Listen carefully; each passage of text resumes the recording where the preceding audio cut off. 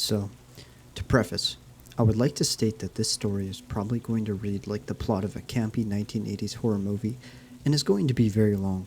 However, the story is entirely true. If not for being 5 miles from cell reception, and the way the story ends, there would be a police report for verification. I will be changing names, locations, and some details in order to protect the privacy of the innocent.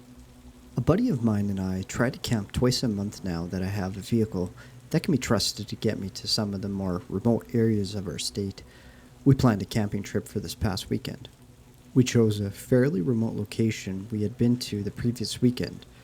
The previous weekend, we were the only people we'd seen within 1 mile of our camp spot. Friday night, we got there and set up.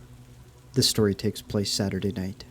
It's about 9 p.m., so the sun is long gone, and the moon hasn't quite risen yet. It's pitch black out, other than when our fire lights up. Suddenly, we hear a man screaming. We listen intently, silently sharing an anxious look. At first we were hoping it was someone drunk and having a little too much fun, but it quickly becomes obvious this isn't some fun party screaming. It isn't even like he's hurt. It sounds full of despair, anger, and anguish. I'm going to take a moment to remind you that this is at 9 p.m., pitch black night, in the middle of nowhere woods, 5 miles from the nearest cell phone signal. We hadn't seen anyone in hours. The screaming continues for what felt like hours, but was probably about 5 solid minutes. We had no idea what to make of it, and suddenly we started feeling extremely paranoid.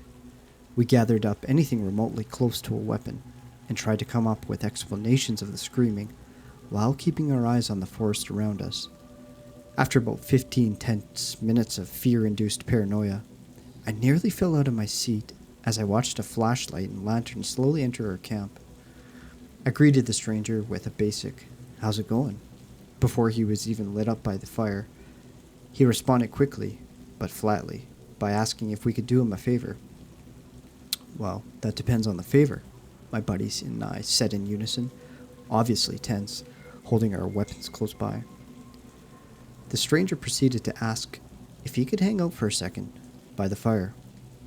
Given the two of us and one of him, plus our myriad of weapons gathered from around the camp to within our arm's reach, we decided to agree and let him hang out. After a short second of awkward silence, I asked him what is going on. He proceeds to tell me and my buddy that he was camping down the trail with his buddy, and that his buddy had snapped and tried to kill him. "Wait, what?" I said before the thought even finished processing in my head. "Is that the screaming we heard earlier?" The man slowly nods, staring blankly into the fire, and begins his story. "We were just hanging out, man. We came up earlier today, and my buddy just freaked out. He started screaming and just wouldn't stop. Then he attacked me. He lunged at me, and I told him to just back off and chill, you know? Well, he kept coming after me, and it started getting pretty violent, and I'm pretty sure he was going to kill me.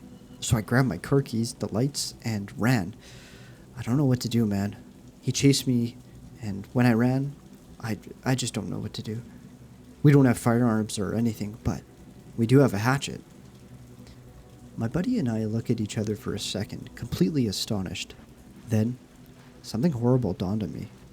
"Wait, he chased you? Like, he's on his way here? Right now?"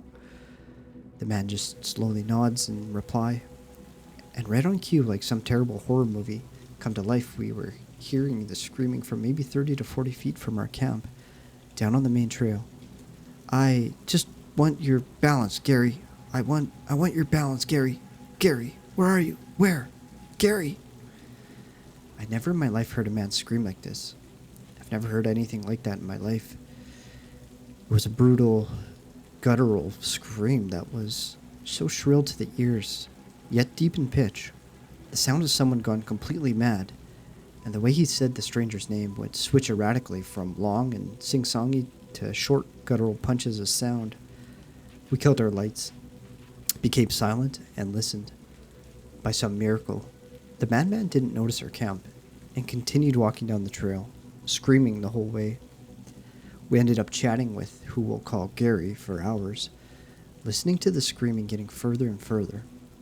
Come to find out, they had taken 4.5 to 5 grams of magic mushrooms each, and his buddy, who we'll call Ty, was a co-worker of his and was fine for 3.5 hours, then suddenly just snapped. It seemed as though Ty thought he could kill Gary and steal his good trip. We hear the screams get farther and farther for just over 2 hours. By this time it's 11 p.m.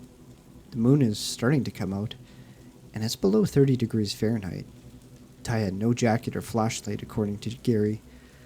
My buddy and I are way too drunk to drive out of the camp to get cell service, as it was snowy and icy, and required 2 to 3 miles of highway driving after getting off the trail. And Gary was still slightly feeling the effects of weed and mushrooms, so he couldn't drive either. We had to make the decision to let the guy wander, hope he sobered up and could find his way back. And he did. Oh, he did. Right into our camp. We hear yelling after about an hour of no screams, maybe 30 to 50 feet from camp again. "Hey, help! Please help me! I'm lost!" And we could tell the man's walking from the woods into our camp. We tell Gary to hide just in case, and greet the man with me carrying my 12-gauge shotgun and my 40 cal pistol holstered, my buddy carrying his AK-47 style rifle and his 2 9mm Glocks holstered, with our flashlights on our brightest settings in his face. He was about 6'2", 6'3", and approximately 300 pounds. We talked to him, decided he was calm enough to walk with, and walked him back to his camp. He seemed really remorseful, and he blacked out and didn't remember anything, and had a falling out with his buddy. We escorted him back to his camp down the trail, returned and told Gary that Ty seemed cool, and if anything else happened to scream and come running, we would come out and help him. It ended up being a happy ending. We made friends with Gary, and I got his number just to make sure that the next day he got back to town safely, back to his wife and kid, and we're actually planning a camping trip with him soon. But Ty wandered screaming like a deranged maniac into the forest, potentially wielding a hatchet to murder your friend to steal his good trip or whatever. It is your psychosis-filled mind that was thinking something. For the love of God, let's not meet again.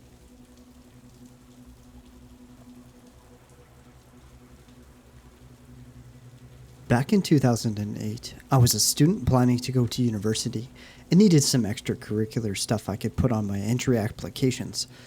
As most UK students know, one of the best to have on there is the Duke of Edinburgh Award.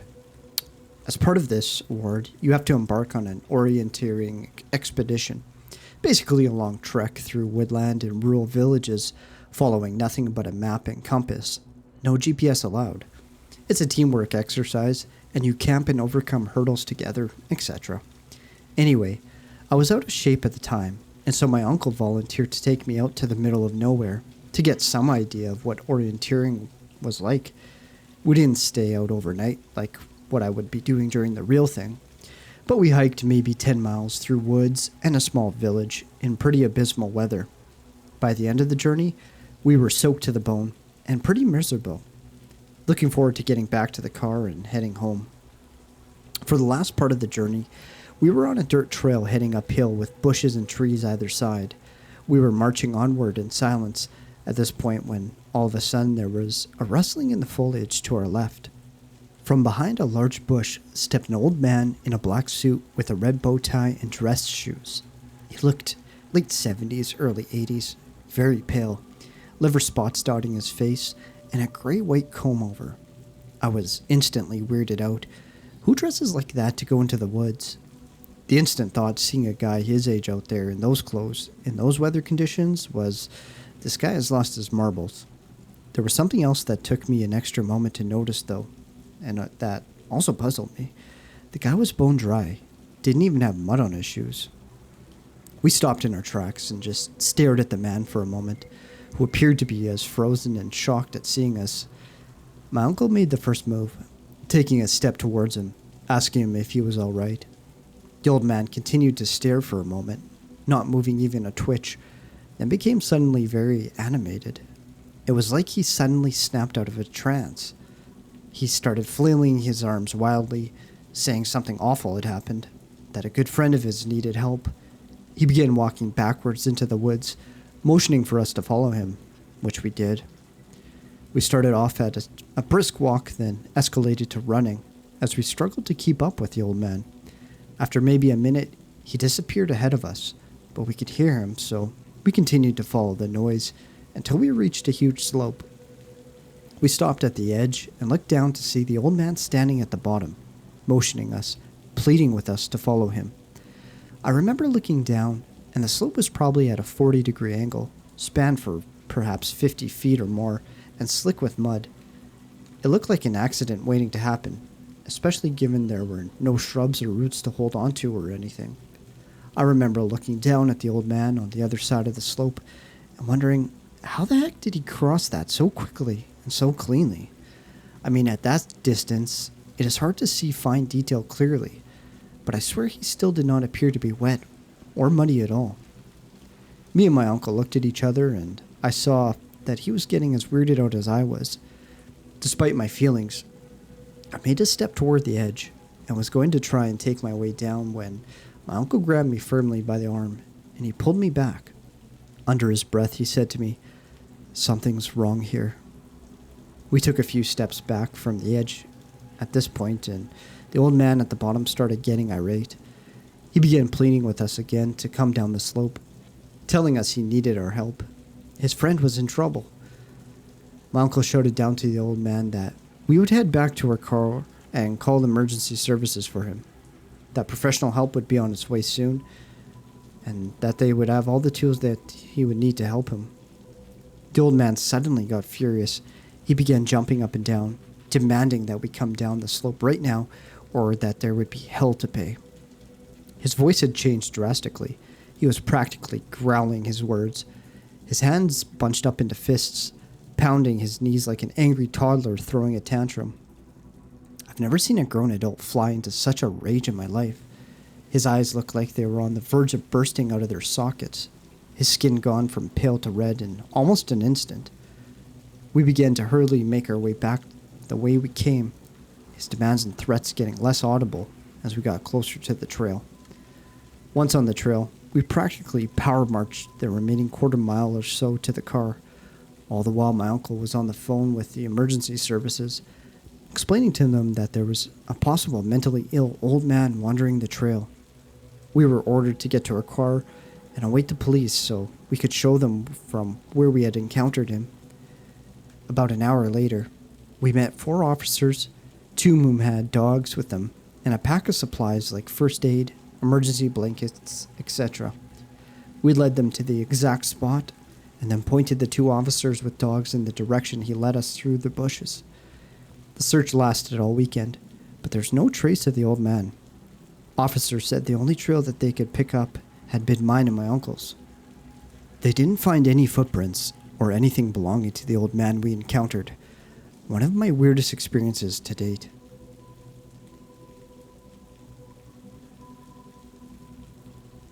I grew up out in the wooded country in Illinois, on a short dead-end street, 10 plus miles from a town, and there were 7 houses in the area spread out on 2.5-acre wooded lots, or larger each. There were no large wild animals. There aren't bears or similarly large animals in the region, and people didn't meander there or show up lost. Actually, lost folks or large animals wandering around never happened in the 20 years I lived there, so please keep that in mind. When I was a young girl in my early teens, I had a good guy friend a few years older than me who lived next door, Terry. Terry was allowed to go out with his friends much later than I was, and he would sometimes tromp over to my yard after getting home late and throw rocks from the gravel area outside of my window, just to chat. My bed was right next to the window. I'd open the window and we'd whisper stories and generally talk for a bit. My second-story window faced our backyard, and his house was to the side. I could see his house from the window, over the shrub trees and walking path to his driveway. I'd often know if he was out. The light was on over the side door entrance, or already home, where the light was off. One time during the summer, when my window was open, I heard a car in his driveway dropping him off. I was probably 14 years old, and it was around midnight. I heard Terry get out of the car and was talking to his friends. Soon his friends pulled away. I softly called out, as loud as I could without waking my parents, asking Terry to stop by and chat. He didn't respond, as he probably didn't hear me. Then I came up with the not-so-brilliant idea to sneak outside and scare him. I spent many years in the woods and learning how to blend in and be silent. As kids, we'd often sneak around and scare each other. So I silently sneaked down from the second floor and out my back door garage, which led to our backyard below my window, which led to Terry's house off the side through our gravel area, then through a well-worn path through the woods, about 25 feet long. My parents had put in a gravel pit around the back of the house, probably because nothing much grew due to the shade of the oak trees. There were 14-inch oak rounds set out as an uneven stepping path in the gravel, and if you stepped off of the rounds, the crunch of gravel or rocks would give you away. I picked my way expertly and silently crossed the log rounds facing Terry's house. My eyes got accustomed to the dark, and I didn't see him. Also, at that time, I heard the door of his house close and the light going off, signaling he went in, likely to bed. I waited a bit, as I thought I saw something move in the woods between our houses, but not on the path we'd always use. If you didn't use the path, there were wild rose and raspberry plants that had thorns and were painful to walk through if you weren't careful. So I thought it was kind of odd that he'd be in the woods, but maybe he wanted to scare me like I was plotting to do to him. But I saw something human-sized and dark, moving through the woods slow and pausing every once in a while, like me. It was coming closer, and I definitely saw it, but it was strange in that it wasn't walking directly to my window to talk. Therefore, I hunched down and waited in silence, wondering if I could still startle him. I still thought it was Terry, and he saw me sneak out and he was just trying to scare me. I watched a dark outline of a human figure moving, but then I would lose sight of it in the foliage. It seemed to be stalking slowly and listening or checking every few feet while hiding. So I whispered after losing patience one last time for Terry, but he didn't answer. I got bored of hiding and crouching, so I quietly tippy-toed back to my garage door and went back inside, silently, locking up as I went. I snuck back upstairs to my room above the area where I was just standing and crouching. My window was open, and I definitely heard someone or something walking around the yard. I whispered again for Terry out my window, but got no answer. Then I heard someone or something fall and grunt or moan pretty loudly in the window well, right below my window. It wasn't enough to wake my parents, but definitely loud enough that I didn't mistake it, and it sent a shock of fear through me. If you aren't familiar with a window well, it's a semicircle hole connected to the house, dug out about 3 or 4 feet deep and reinforced with metal. It allows a basement window to be put in below ground level, and the hole lets some natural light in. There is no way Terry would have fallen in our window well. We had been playing hide and seek and many outdoor games for years since we were young, around the whole neighborhood. We knew everyone's window wells and house footprints, plus paths in the woods, like the back of our hands. The grunt sounded humanish and not like an animal. It also pulled itself out quietly, without a lot of thrashing. That's when I realized this wasn't a fun game, and someone, or something, was out there, and it wasn't Terry. I tried to look outside my window as best I could, but there was a screen on my windows to keep the bugs out, so I couldn't lean my head out the window to see next to the wall of our house directly below me. I then heard the crunch of rocks as whatever it was stepping in the noisy gravel.